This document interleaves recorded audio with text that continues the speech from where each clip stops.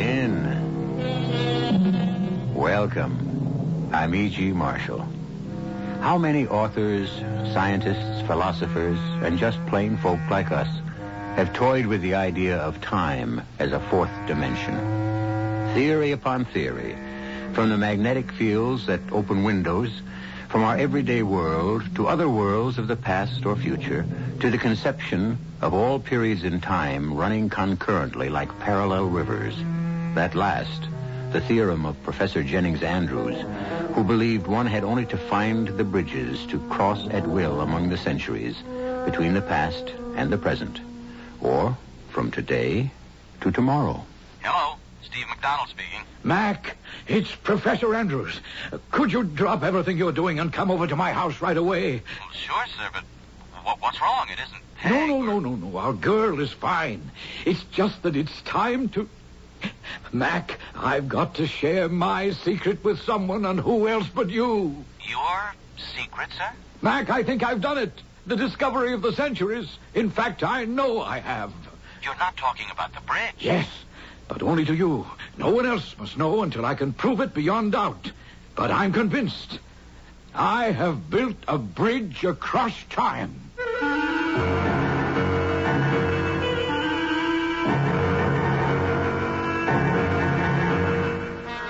Our mystery drama, Assassination in Time, was written especially for the Mystery Theater by Ian Martin and stars William Redfield and Jennifer Harmon.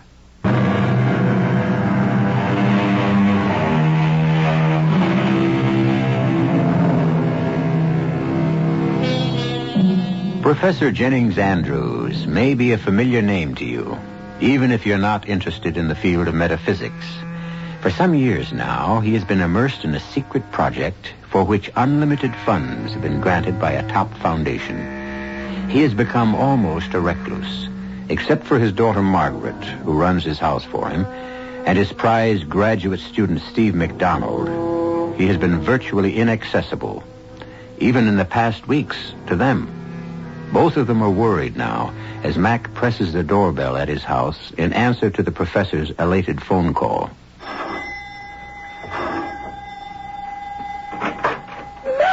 Peg, darling, how are you, sweetie? Worried to death, if you want to know, ever since you phoned me about Dad's phone call. Well, where is he? In his lab. Come on in. Into the living room for a minute. Well, honey, any other time, but my master's voice has called. Before you see Dad, I must talk to you, Mac. I'm worried. But, Peg, I won't keep you a moment. He doesn't know you're here yet. Well, he must have heard the doorbell. Back there in the lab? Not a chance. He's so tied up in what he's doing, I have to hammer on the door just to get him to come out and eat his meals. What is he working on? Sit down for a moment, Mac. And hold me. Oh, I don't generally have to be asked. Hey, your hands are like ice. And you got the shakes. I have this churning gut feeling. Maybe he's going around the bend. What, the professor? Oh, come on, forget it. No, Mac. You've been away for a few months. You don't know what's been going on. Okay. Just clue me in. I don't know how to. Maybe I don't know what it is he's after, except in a general way. All right, so maybe the best thing to do is let me see him as fast as I can and find out. I know. Except, darling, the two of you are such dedicated nuts in this area. I'm scared when you get together, you both might flip out. Oh, what area? His old obsession. I don't know any of the scientific terms. Time travel, fourth, fifth, Lord knows how many dimensions. Science fiction dreams. Whatever he's got between his teeth, he's not letting go of this one. And I don't like to see what it's doing to him. All right. Now, look, let me go talk to Pops and find out just what the devil it is he's messing around with. Make me one promise. Don't get involved with any of his experiments without checking me out first. Oh, Peg. Promise me that. I promise. Okay. It's just an anchor. I just hope it'll hold after you and Pops have talked together. I'm just scared. As much as I've ever been in my life.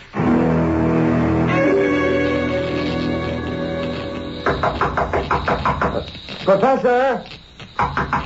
Hey, Hey, Professor!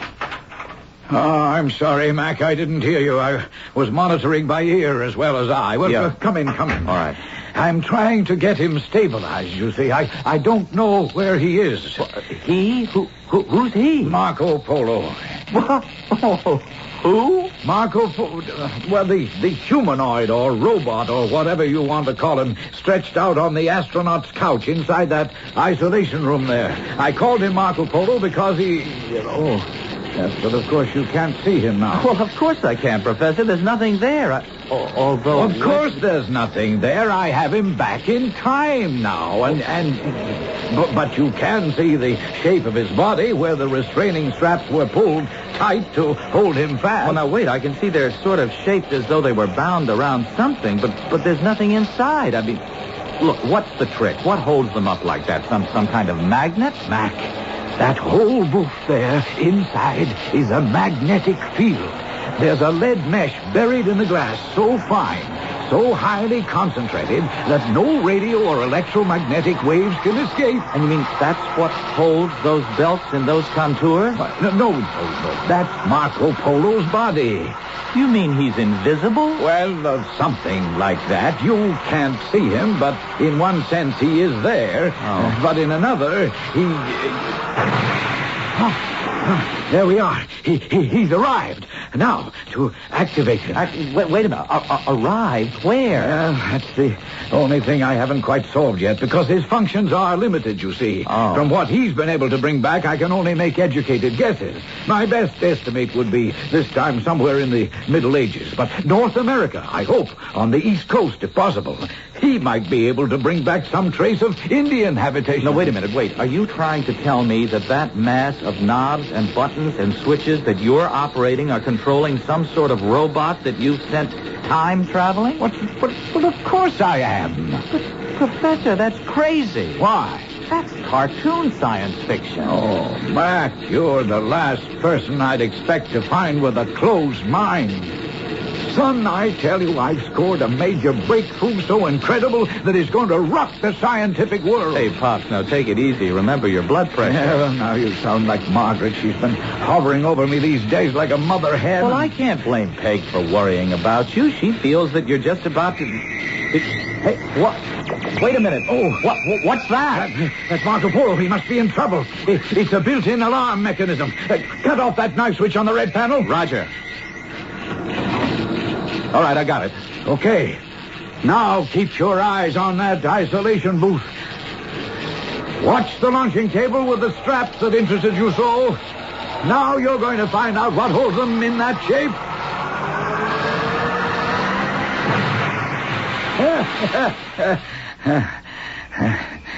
Well, by damn, he's there. Just as you said he'd be. Yep. It's a good thing he's only a humanoid. Or all I'd have brought home through time would have been a dead man. You see what's sticking out of his chest? Yes, an arrow. Yeah. Well, I'm getting better. I may have missed by a century or two, but at least I got the place pretty near right. Dad?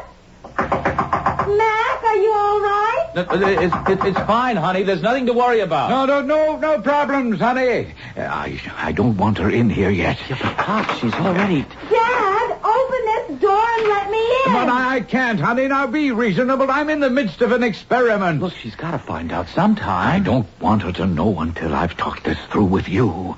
But after this... You mean our friend with the arrow in him? Yeah. What I had in mind is too risky. Look, Professor, give me a moment with Peg to cool her down, and I'll be right back to talk it out.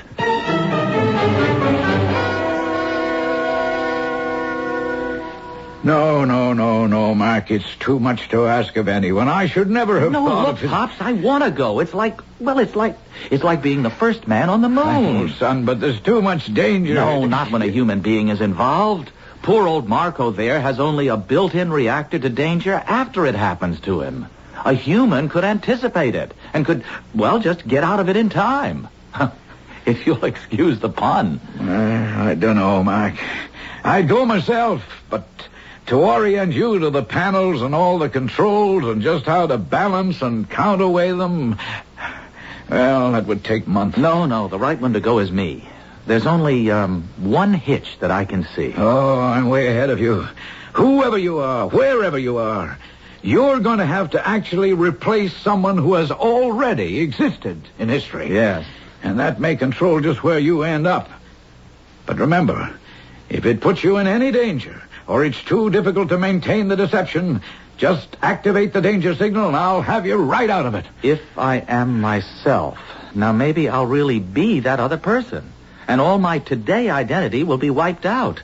Then what happens to whoever it is, or was, well, they might turn up here in the present. Ah, yes, but you see, that was the purpose of the straps. But nobody ever did when you sent old Marco Polo on his travels. Because he wasn't a living creature, just a machine. Oh. Still, might interfere with your return. It is a large hitch, you're right. And I have no right to ask you to take the risk. You don't have to ask me, Pops. I'm ready and straining at the bit. The hitch is your daughter and my girl, Peg. I don't know how I'm going to talk her into letting me try it.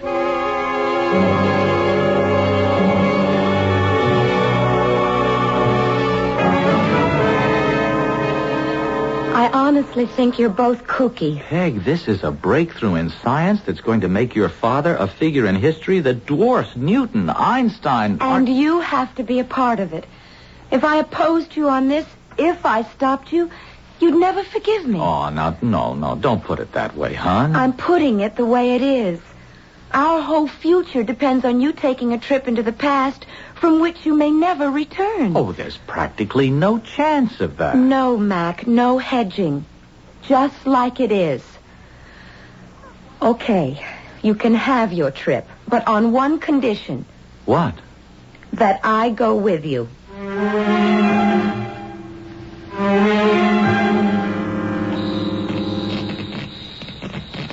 Well, guess we're all ready. The straps too tight? Mine are fine. Same here. Margaret, you all right, dear? I have butterflies, and no, I'm not all right. I took one peek in the mirror, and I look like Grandma Moses. Between this Mother Hubbard and my hair pulled back in a bun. Well, we can't look too modern. I mean, look at me with the tousled hair and the half-baked beard and the blue jeans. Well, I'm aiming for somewhere as soon after the American Revolution as possible. Why pick that period? Well, because it's easier, I think, honey. You could be farmers. Your accents are East Coast and not regional. There should be no language barrier. And you know enough American history to help blend in. And besides, it's our bicentennial year. What a way to celebrate and kick off a new miracle in science, huh? You have the gold nuggets. It's the best I could do for money. We're fine, Pop. What are we waiting for? Well, I don't know. Maybe I shouldn't risk you two kids. Look, Dad, that's all buttoned up now. All right, then. Good luck, kids. Thumbs up.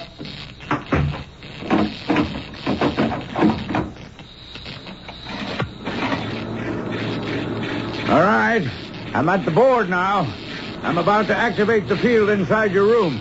Check me if there's any discomfort. Roger, Pops. You all okay? No reaction here. Everything normal. How is it now? Fine, Dad, fine.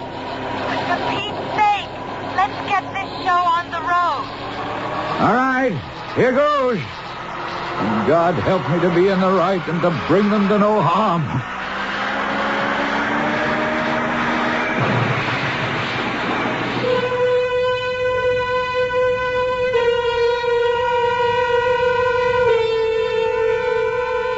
On the road, but to where?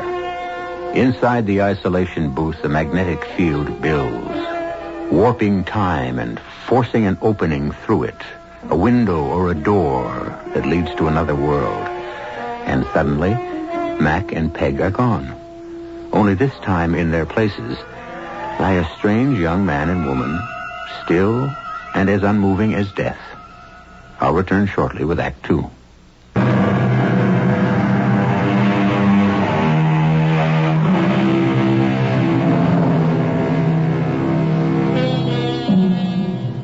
Through the lead-shielded glass, the professor peers at the two unmoving strangers bound by the straps to the couches. Reflexively, he takes a quick series of pictures with a special camera built into the booth. Because of the tightly woven mesh, it is hard to distinguish features, but both man and woman are dressed in nightshirts. Or are they shrouds? But other questions crowd the professor's head. Have Mac and his daughter replaced these two? If so, in what century? What year? What place? And alive or dead? Mac! Mac! Wake up! Well, why... Peg? Well, that's just great. You make a dishonest woman of me, and you don't even know who I am. What do you mean? Just in case you haven't noticed, we seem to be in bed together. What? You're right. But where? Where are we? Well, I don't know. And while it's question time, what are you doing with that silly cap on your head? What cap? Wait a minute. Good Lord, I look like the old woman who lived in the shoe. And in that long flannel nightie, you look like you're well on the way to adding to that family. I'm coming back to bed. You shameless hussy. Ooh, I'm freezing. Ooh, you don't know how cold it is outside the blanket. Hold me. There. Is that better? Ooh, I guess. Yes. Well, now let's see. We seem to have replaced two other people in the year of our Lord, whatever it is. Say, look. What? There's a fireplace and some logs. I'm going to light us a fire and get the chill off this place. Well, how about that? Carpet slippers. There's a robe at the bottom of the bed. Yeah, I see it. Any way to light the fire? Yes, but hold your breath. Why? Old phosphorus matches. Lethal as all hell to breathe and probably stink to high heaven. Anyway, here goes. They work, though. Ooh. Wow. Phew. I'll open the window a little. Here. Are we in the country? Nope. City of some sort. Is it very early in the morning? No, the sun's up. I wonder where we are. Well, at least we know it's somewhere past the early 19th century. How? Well, matches weren't invented. At least the phosphorus match wasn't till like the 1830s. Hey, I think I can tell you where we are. Where? Come over to the window and look for yourself. It's marvelous. It's like Philadelphia, you know? No, wait a minute. Look out over there. Almost due south. Oh, why, sure. Even with that scaffolding around it, I can see what it is. It's the dome of the Capitol. So we're in Washington. Yeah, that's what it looks like. Let me think. The old dome was, the original one was copper over wood. Not this baby. That's cast iron. It must be the same one we have today. Only today isn't today. It's what, Peg? When did they replace the dome? Oh, brother. It's a good thing I've been teaching history in school this year. Let's see. They started it in 1856, I think. And it took nearly 10 years to complete, or 9, I guess. And it's darn near finished, so that would make it about, say, 1864, around there? Well, it wasn't finished till 65. I don't know exactly when. Oh, Mac, look. That must be the monument. What? The Washington Monument? Oh, no, it's less than a third the size. Well, they stopped work on it for about 25 years. Well before the Civil War. Look at that, Mac. Union soldiers. Civil War, all right. We're right back in the middle of history in the making. Oh, honey, we can't pass this up. Yes, but, Mac, darling, it's all out of whack now. Don't you see? We aren't us anymore. I mean, we're someone else, and we don't even know who. We haven't even got clothes. I'll bet we do. Now, let's have a look in that closet. And there's a carpet bag on the chair. And there's a jacket there, too. So there must be a wallet or some kind of identification. But what good would that do? I mean, even if they fitted us, how could we pretend to be someone else to people who must know us and would recognize us right away? Mr. and Mrs. Downing? Well, at least now we know our names. Yes? It's your landlady. May I come in? Well, I'm afraid I'm just dressing at the moment. Oh, I am sorry. It was just that I didn't have a chance to meet you when you arrived last night. I hope my daughter saw you comfortably settled. Why, yes, everything is most comfortable. I didn't mean to bother you, but Anne said she had such a brief acquaintance with you that she had little chance to inform you about the habits of our little boarding house. Boarding house? I just wanted to let you know that we serve breakfast in the dining room on the main floor between 8 and 9. Oh, what time is it now? Just 7:45. I and the other guests will look forward to meeting you formally then. And forgive me if I've disturbed you. Not at all. You've been most helpful. Ask her name. Not at all. See you later. Mrs.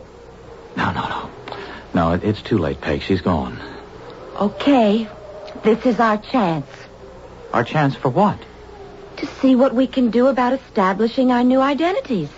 To find out if we can risk going down to breakfast and get away with being who we're supposed to be over 50 years before either of us were born. Let's, with apologies to the real Mr. and Mrs. Downing, pour through their possessions and find out just who we're supposed to be.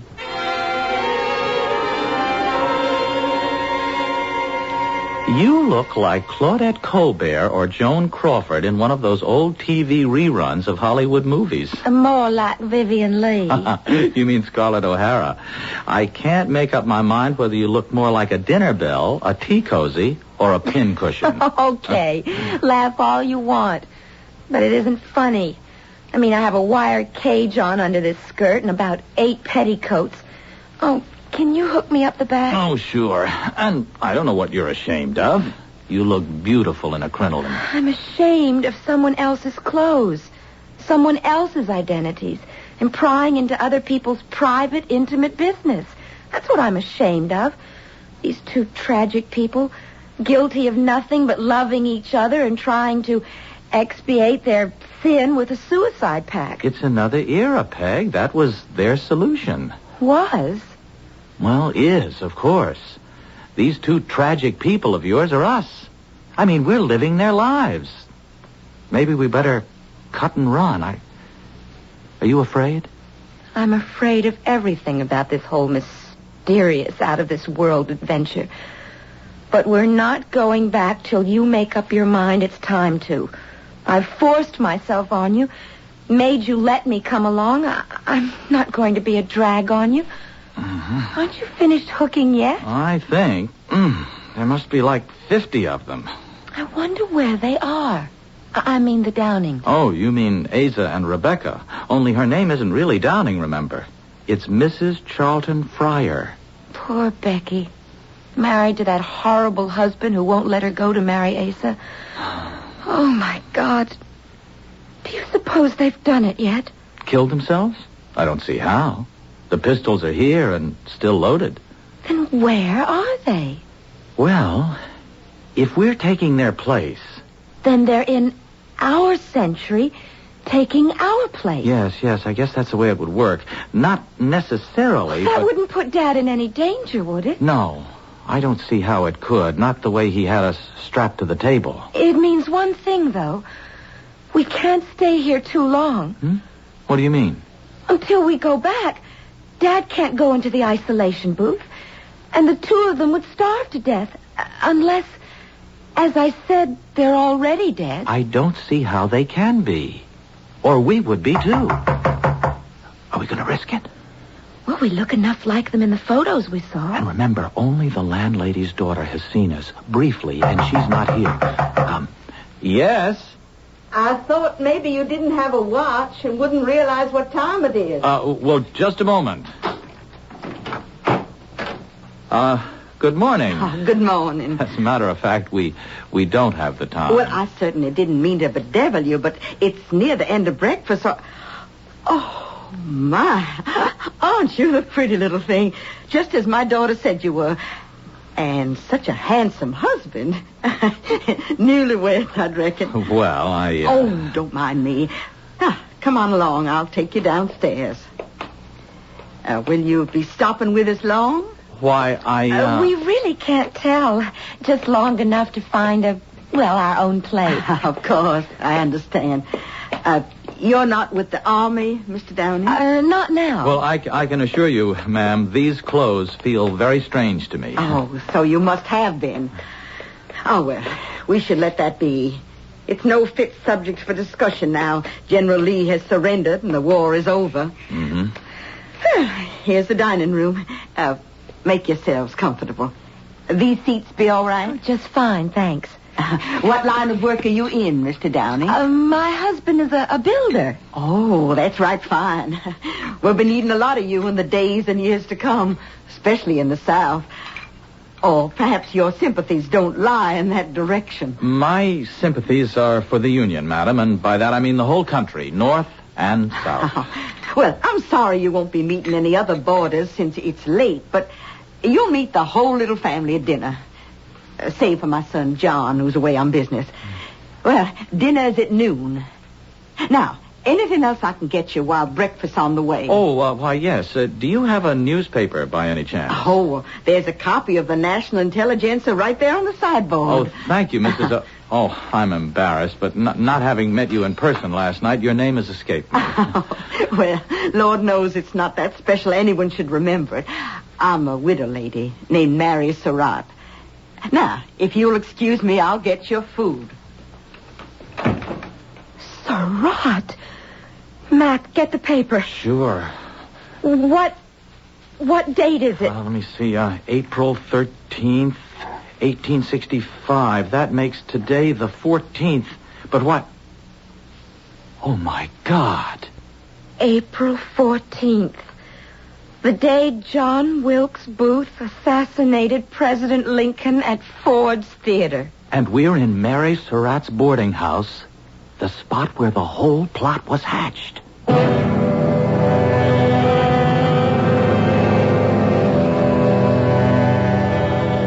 If you or I had been in the position of knowing without a shadow of a doubt the dreadful thing that was to happen on this day, what would we have done? And how? That's the question that faces Peg Andrews and Steve McDonald, time travelers who have it in their power to change history. I'll return shortly with Act 3.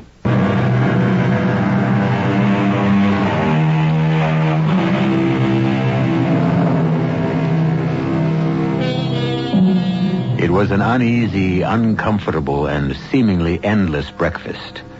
If Mrs. Surratt noticed Peg and Mac's agitation, she no doubt would have put it down to the fact that she had decided they were newlyweds. Finally, after choking down as much as they could of the ham and eggs, hominy grits, and tea, they were able to break away. Why, you two little lovebirds only nibbled at your breakfast. I'm sorry, Mrs. Surratt. Oh, I understand. I'm not so old I don't remember my wedding breakfast. I was a mite nervous, too. I wonder if you'd excuse me. I'd like to go back to our room. Oh, of course. I can quite understand your wanting to be alone. But I'll make sure you get called early enough to meet everyone and eat a good dinner at noon. Oh, perhaps you'd better not expect us for dinner today. No?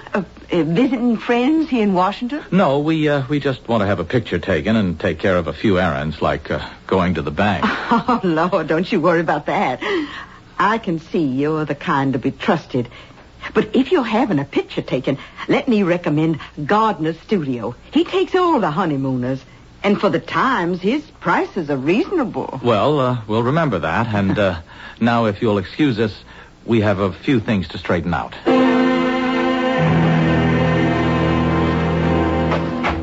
What are we going to do, Mac? What can we do? We've got to try and stop it. How? Well, that's where you can help. Now, how much can you remember of the day of the assassination and the plot? Where people were, who was involved, you know, all of that. Let's forget that for the moment.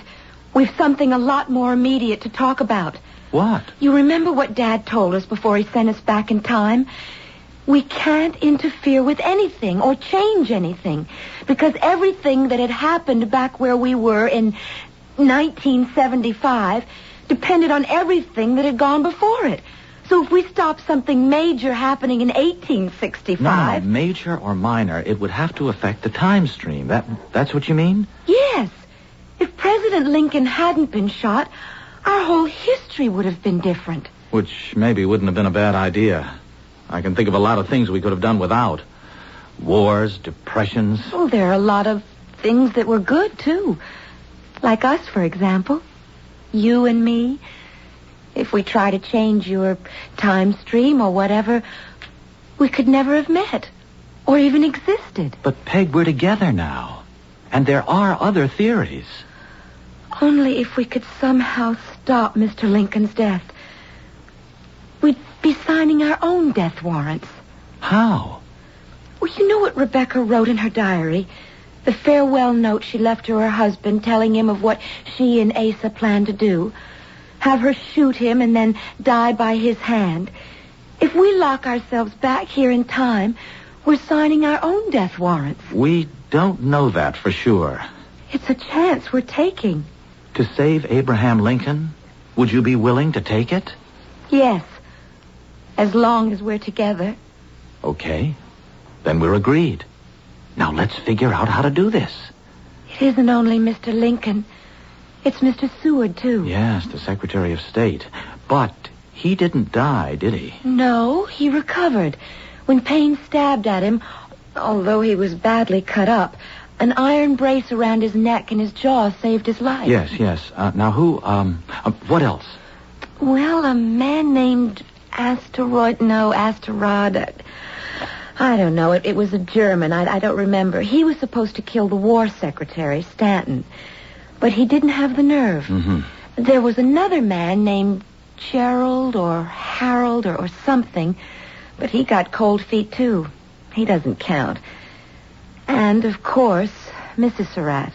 But she really didn't have much to do with it, did she? They never really proved anything against her. Just that the conspirators had met at her house several times. Okay. There's only one thing to do. What? We're going to the White House and warn the president.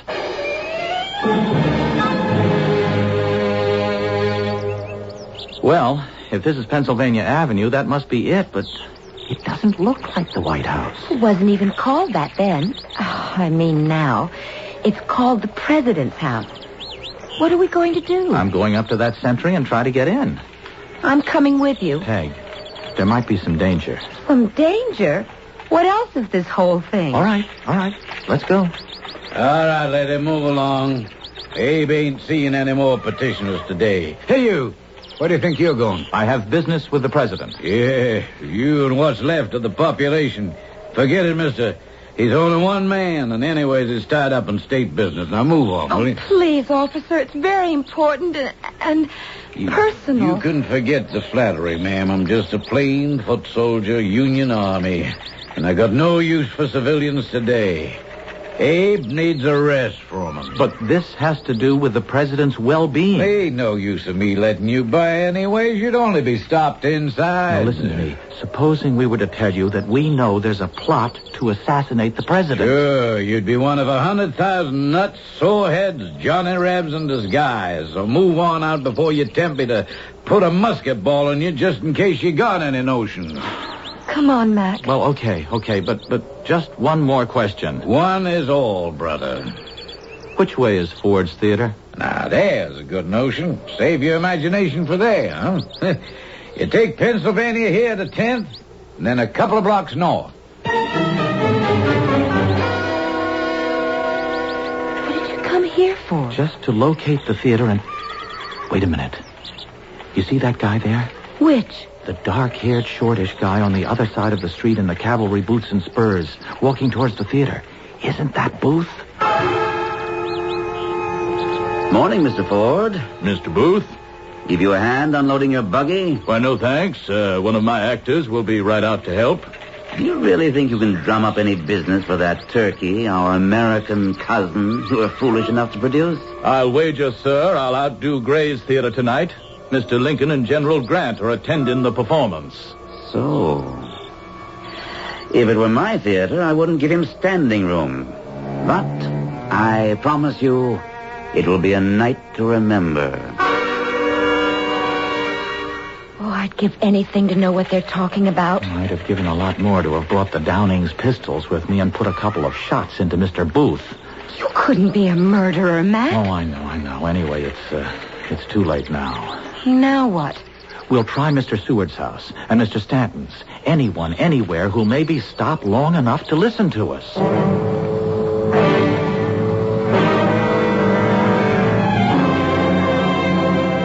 It's incredible, isn't it? Here we are with the knowledge to stop one of the greatest crimes in history, and we can't get anyone to listen to us. Maybe that's the way it has to be. No, Peg. I just can't give up yet. If there was just some way to get to Booth. I don't see how. Well, there seems to be a lot of activity around this house tonight. What? I don't know. Maybe there's a party now that supper's over. The front bell keeps jangling, and people keep riding up. Wait a minute. You don't suppose... Look, the conspirators must have had a meeting once they knew Lincoln was going to actually be at the theater. Now, if they were going to... Well, where else? Look out the window, Peg. Easy, boy. Easy. By God, that's what it must be. That's the great John Wilkes Booth himself.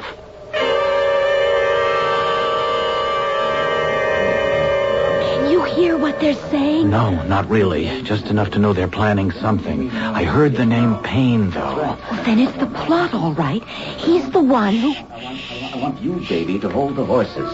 And Asterod, you will kill the Secretary of War, Stanton. Payne, my trusted friend, I leave the Secretary of State to you. You will make sure of Seward. Lincoln, I shall shoot through the head, and General Grant shall be dispatched with the knife. Then down to the stage and to rive the startled audience with the ringing phrase, Sic Semper Tyrannis. And when I leave the stage for the last exit, I shall leave as the most famous man in America and across the world. Now, we must discuss the escape route by the Navy Bridge. Now, baby... What are we going to do? First things first. Now, come on. Get the pistols and let's get out of here. Why, Mr. and Mrs. Downing, what are you doing downstairs? I thought you were off to bed. Well, we were just going to take a stroll, but it seems a little chill. Come, Rebecca, dear. Put on your wrap against the night air. Mary, what is it? An emergency, Wilkes. I must speak to you alone. What's wrong? My new boarders. They're Yankees. And I think they overheard the plot to assassinate the president.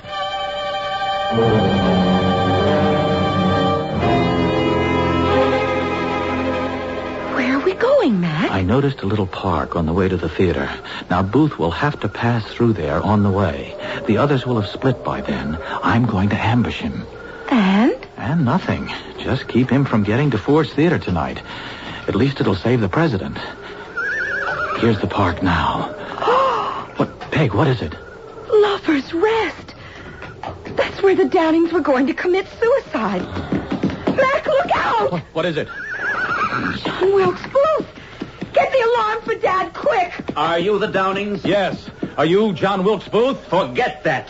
I will not let you stop the march of history. Nor I you.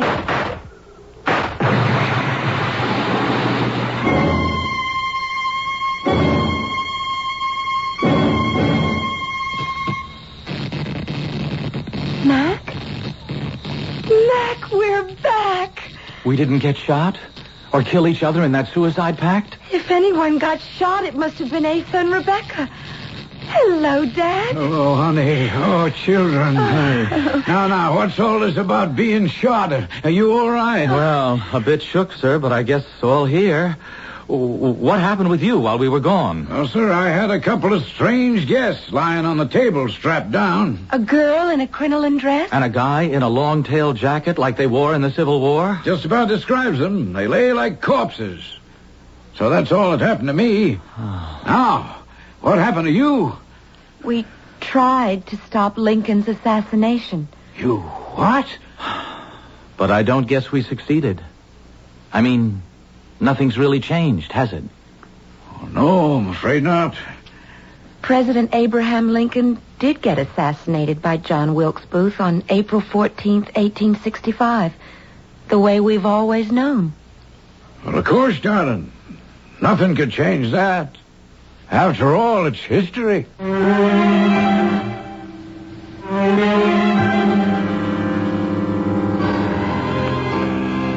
It's history, all right.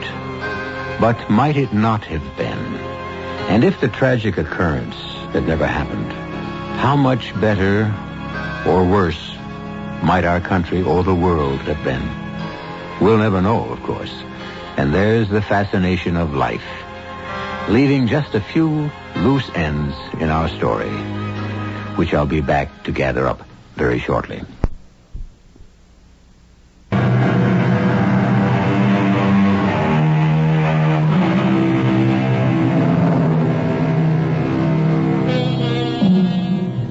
One final footnote. It is fascinating that in one of the Washington papers of December 15th, 1865, black bannered headlined with the assassination reports, buried in the back pages was a small note that the bodies of Asa Downing and Rebecca Fryer had been discovered in what appeared to be a suicide pact. The item might never have made the paper except for the coincidence that the death tryst was so near the now famous Ford's Theater. Our cast included Jennifer Harmon, William Redfield, Ian Martin, Bryna Rayburn, and Gordon Gould. The entire production was under the direction of Hyman Brown. Radio Mystery Theater was sponsored in part by Buick Motor Division. This is E.G. Marshall inviting you to return to our Mystery Theater for another adventure in the macabre. Until next time, pleasant dreams.